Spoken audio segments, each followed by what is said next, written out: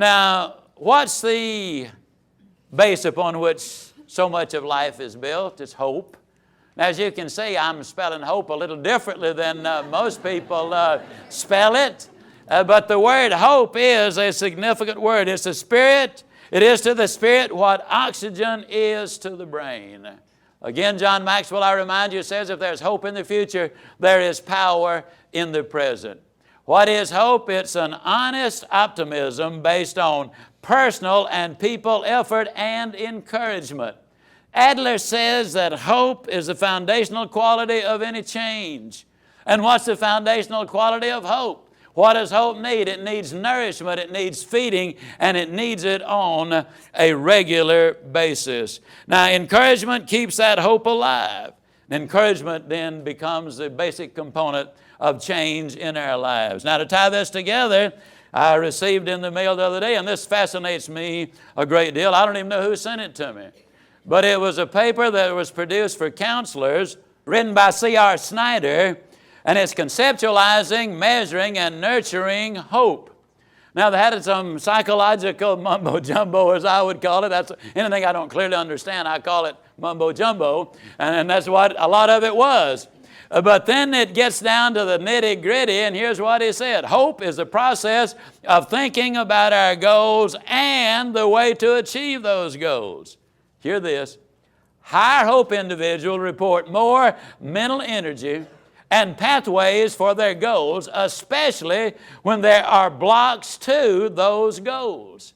To paraphrase somebody, he said, when the going gets tough, the hopeful keep going.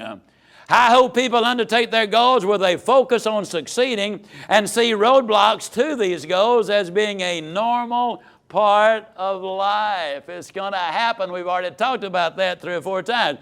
I hope people have better outcomes in their lives. They have more goals, more difficult goals, greater success in achieving their goals. They see their goals as challenges, have greater happiness and less distress, have superior coping skills, recover better from physical injury, and report less burnout at work. That's the reason I've said in every one of these recordings, you listen again, and you listen again, and you listen again. Anytime you need that word of encouragement, then you need to listen again. And if you will listen, I get so amused at people and puzzled and frustrated. I've been told 29,286 times thereabout over the years. You know, when I get a little bit down, Zig, I'll pop in one of your tapes, and man, it always give me a little lift. And I say, well, why in heaven's name do you wait till you get down? Why don't you put it in there all the time? And you won't have to. You know, it's harder to get up than it is to stay up. And I think everybody here can certainly relate to that. Now, Snyder says hope is not synonymous with intelligence, nor is it the same as being optimistic. It is more. High hope often assures the person of success in reaching goals. High intelligence may only give a person a chance. What about that? And you know what he said at the end? Hope is ultimately counterproductive in the extent to which individuals pursue their goals to maximize their outcome to the comparative detriment of other people. Did you hear that? It's negative if it's achieved at the detriment of somebody else. You cannot climb the ladder of success on the backs of others. It just can't happen. If you're going to win it all, you know, we've talked about living well and finishing well. We've talked about the fact that we can move from stability to success and from success to significance. We talked about what do you do in order to survive to even get to the stability part there. Now, the neat thing about all of this is what this really enables you to do is it enables you to take more control of your life.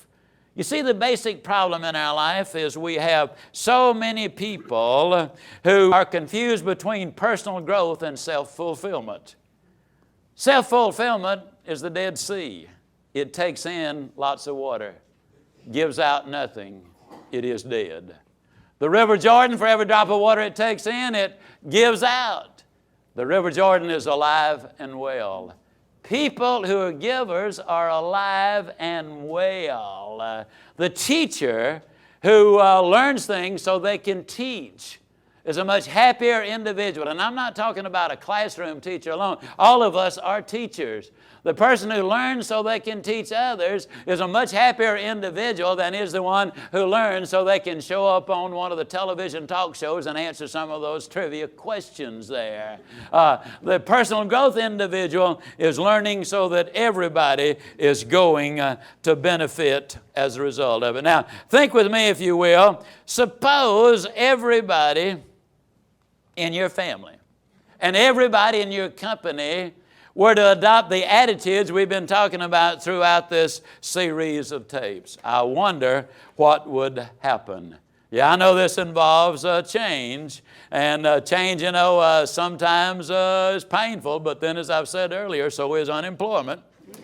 And then so is a bankruptcy also, And a lot of times I've had to explain, people change when it's to their advantage. They change when they believe they can. They change when they have a plan of action, and they change when they can really see the possibilities and benefits for the future. But it takes training. Sometimes somebody said, well, why should I train my employees and then lose them? Well, one thing worse than training employees and losing them is not training them and keeping them. Now, that gets to be very, very expensive. Okay? Let me make it personal. We've got 60 people that are on our staff. 20 of them are salespeople. They bring in money, okay? Very important people. The other 40 don't sell anything. But every person I've got there, every one of those 40 are completely capable of killing a sale. I mean, our switchboard operators can do it, our shipping department can do it, our accounting department can do it, our collection department. Now, the question is, which one of the groups should I train? Huh? Absolutely. See, we can measure what it costs to train somebody. There's no way we can measure what it costs not to train, because we don't know how much business they might run off. Now, the leadership objective, and we're talking relationships now, is to have every person on the payroll thinking about my company and our company, not that company or the company. Because I'm here to tell you, ladies and gentlemen, everybody is important. Now, what would happen if every child in America were raised on the concepts we're talking about? What would happen if we adopt what I call the immigrant's attitude? I've talked about that in every recording thus far. I caught a cab in New Orleans several years ago. I'd been at a convention down there and headed back to the airport, and the driver was obvious to me he was not from Mobile, Alabama. So I said to him, sir, where are you from? He said, I'm from Nigeria. How long have you been in America? 12 years. Have you had a chance to get an education since you've been here? And he said, oh, yes. He says, as a matter of fact, I get my PhD in November. And he said, my wife has already gotten her master's. I said, well, my goodness alive, how'd you happen to come to America? And he said, well, when I was 5 years old, first day of kindergarten, they gave me an assignment, had to go home, needed help, and I learned that day that my parents were both illiterate. And he said, as a 5-year-old, I determined I was going to get an education. I said, 5 years old, that's awfully young to make that kind of decision. He said, yes, but I was so hurt by my parents' embarrassment that they couldn't help me. I determined that would never happen to me. A few years later, I decided to come to America. And I said, well, have you supported your family? And he said, well, as you can see, I'm driving a taxi. But he said, I've been a night watchman. I've loaded trucks. I've unloaded trucks. He said, I've been a tutor.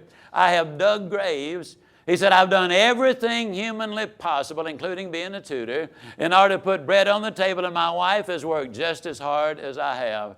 And I said, do you have any children? He said, yes, they're 4, 6, 8, and 10. I said, well, I bet they're good students too, aren't they? He said, well, the 3 that are in school are all honor students. And I said, well, what are you going to do now? He said, well, when I get my PhD, it's in business and finance and economics. He said, I have a deal with a New York firm, a Wall Street firm. I'm going to work for them for 2 years, and then I'm going back where I have a very good job with the government. That's where I will be. Now, I can only imagine how many nights when he desperately had to fight sleep in order to stay awake to get his assignments. When a child would get sick and it demanded a lot of extra attention. The demands were absolutely critical on this man and this woman's life. But when they came to America, it was a dream fulfilled. They worked, and they worked awfully hard. Now for the rest of their life, they're going to have the benefits of that hard work.